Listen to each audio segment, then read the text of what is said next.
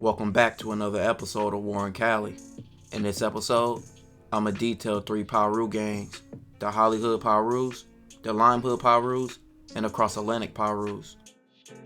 Now the Hollywood Pirus, they originated over 3 decades ago on the east side of Compton, on Holly Ave, where they get their hood name from.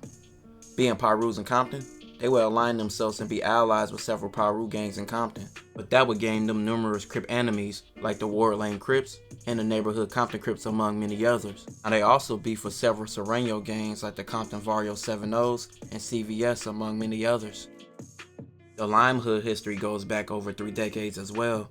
The Limehood Pirus are a street gang located on the east side of Compton. They are named after a popular street in their turf called Lime Street.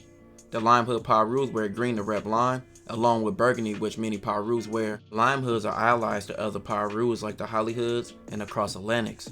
They are enemies of many gangs, like the Ducky Hood Compton Crips, the Ward Lane Compton Crips, the Kelly Park Compton Crips, the Neighborhood Compton Crips, and Sereno gangs Compton 70 and CVS, among many others. Now the last gang, the Cross Atlantic Pirus, also known as the Cap Gang. Their hood borderlines Compton and Linwood, so they happen to claim both. This makes them beef for gangs in both cities. They beef for gangs in Linwood like Sereno gangs like Vario Southside Gangsters, the Linwood Neighborhood Crips, and the Palm and Oak Gangster Crips. They also beef for several Compton gangs like the Ward Lane Crips, the Ducky Hood Crips, the Atlantic Drive Compton Crips, and several others. But with that being said, let's get into some cases. Compton 70s have been beefing with several Piru sets for years. 2001, a woman named Ricky was killed. She was killed by a Piru. Her brother was from 70. On October 23rd, 2004, Q from Limehood was at an intersection of Atlantic when a witness named Juan would see a car pull up and fire multiple shots at Q. Q was later laid out on the sidewalk. Many witnesses heard over 6 shots, and that's how many times Q was shot, with a fatal shot to his back. After this, more shootings would follow between the Pirus and the 70s. This death would go unsolved for years. Witnesses would be shown lineups of several gang members, and they would say Evil from 70 was the shooter. Evil and a man named Frisk from 70 was names ringing heavy in the streets, and Evil had been bragging about stuff he did in the streets, but he still didn't get arrested. August 18th, 2013, Corey was in his front yard talking on his phone, while several of his family members were in the garage. Moments later, everyone in the garage heard multiple shots and seen a Mexican man standing over Corey, shooting him before he ran off. Corey would die from multiple shots to his head. Police would hear Frisk was the shooter and have a man named Antonio go undercover to try to buy a gun from Frisk, which Frisk would tell him it was a gun he used against Pirus, which was later bought. Frisk and Evil would later be arrested.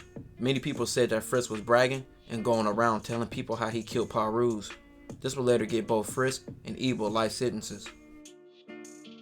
At a Denny's in the early morning of May 28, 2005, Wendell from Mona Park Compton Crip was at Denny's with a few friends, but decided to go outside and smoke. Jarrell from Cross Atlantic Piru had just pulled up in the parking lot of the Denny's with a few of his friends. Wendell would see them and start banging Mona Park. Wendell went back inside the Denny's, but came out shortly and started shooting. Jarrell started running across the street, but collapsed when he realized he was shot. He was shot multiple times, but he survived. Jarrell's friends would pick Wendell out as the shooter. He would later be arrested. Witnesses would say that Wendell was the aggressor, but Wendell would say that was false. He said he shot out of fear because Jarrell was pressing him. But this will all get Wendell a life sentence. November 6, 2006, Jeff and several Pirus were at Ludus Park kicking it. Jeff decided to leave and go to a liquor store that was on Rosecrans Avenue. The car would drive by slowly when they spotted Jeff and started shooting at him. Jeff was shot multiple times, taking his life. Weeks later, a man named Francisco on November 15 was in front of his home with his brother and his father-in-law when the car drove by and somebody fired multiple shots at them. Francisco was shot multiple times and he lost his life. November 19th, Dre and DeAndre were shot at a bus stop. They were on Rosecrans Avenue and DeAndre was wearing all red. December 4th, the police would pull over Vic and several Ward Lane Crips. Weapons were found inside the car. A woman inside the car would say that several Ward Lane Crips were involved in several shootings against Pirus, and especially the Hollywood Pirus. This was a back and forth war. The police just stopped a potential shooting that they was on the way to do. The Hollywood Pirus had shot a Ward Lane Crip's girlfriend, so they was out for revenge. Vic would say he had nothing to do with it, but his car was used in every shooting that they committed.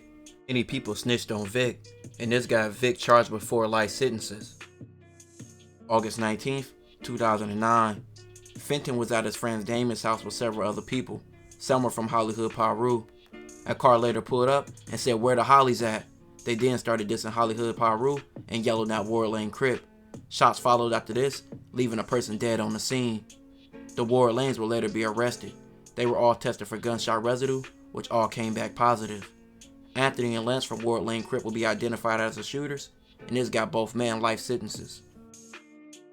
Vincent and his girlfriend Jamie and their young daughter were driving through Ward Lane's turf on South Ward Lane. He missed his turn and had to make a U-turn to come back around on the street. Vincent and his family were civilians, but this caught the attention of 3 Ward Lane Crips who were outside standing and watching him drive up. Vincent and his family were just lost, but the Ward Lanes didn't know that. They thought they were Pirus coming back from an incident earlier. Earlier that day, the Pirus came through and shot their hood up, so the Ward Lanes were on alert. They fired 9 shots at Vincent's car, but no one was shot.